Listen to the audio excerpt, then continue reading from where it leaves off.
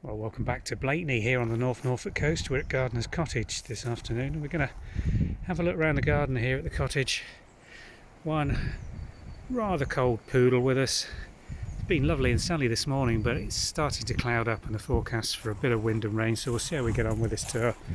A lot of the early spring bulbs just about coming to the end, and certainly the snowdrops that we had so beautifully flowering under this crabapple tree have long since started to set seed, and the very first sprinkling of bluebells just starting to come through. These aren't something we've grown in any volume here before, but they're seeded nicely into this gravel and seem to be doing very well. The snowdrops behind, you can see the green leaf there. Very little in the way of seed being produced on these flower heads. I don't know whether Kate's actually dead-headed these. That might be the case because there's not a lot to see. Little bit of celandine just peeping out from under the white.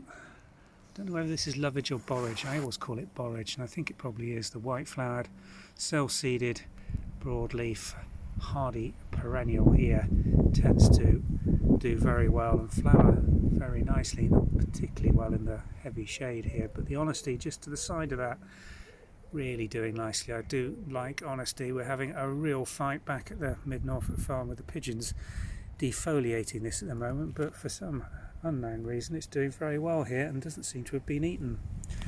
Hollyhocks just to my base, just the crown starting to leaf up nicely and looking very healthy this year. Very little in the way of rust on there at the moment. They won't be flowering until high summer. And let's go and have a look round into the back garden and see if there's anything else to show you that's doing its thing right now. Oh, just to the end of the drive area in front of the cottage is this planting of Japanese anemone, which started off to my right in this border. There are the original plantings, but it's just loved it here and run out, so that we've now got this confluent mass of young plants, and you can see just on the periphery how this plant tends to spread by root runners. Each one of these we could dig up and divide, and we probably will move these gradually because it's starting to invade the parking area and will end up being driven on sooner or later.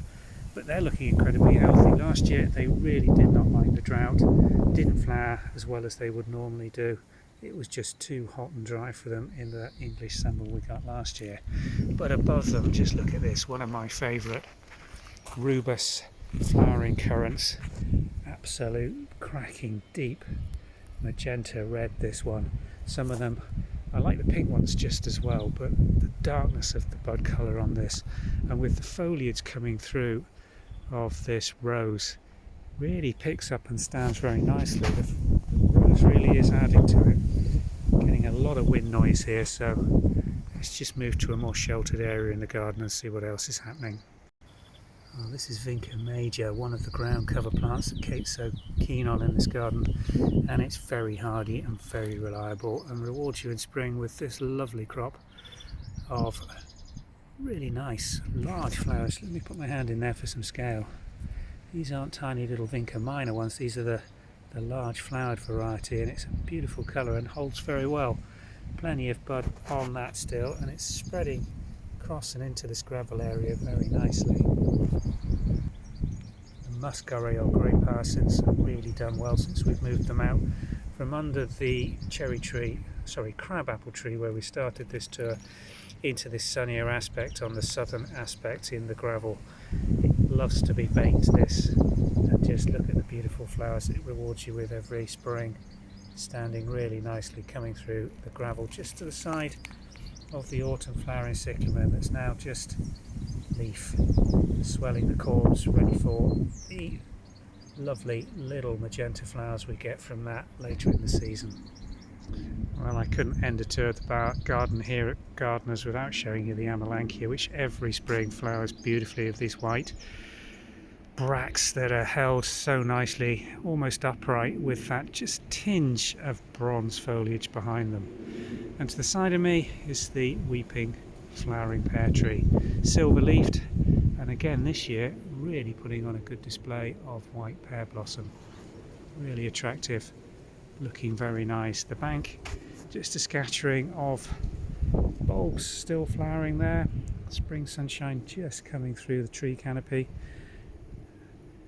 This garden's really nice and sheltered. Down on the front it really is quite cold in this easterly wind this Easter, but here in this sunny aspect, sheltered garden, there's always somewhere you can get just out of the wind and into the sun and enjoy the beautiful North Norfolk. Big skies. Thanks for watching.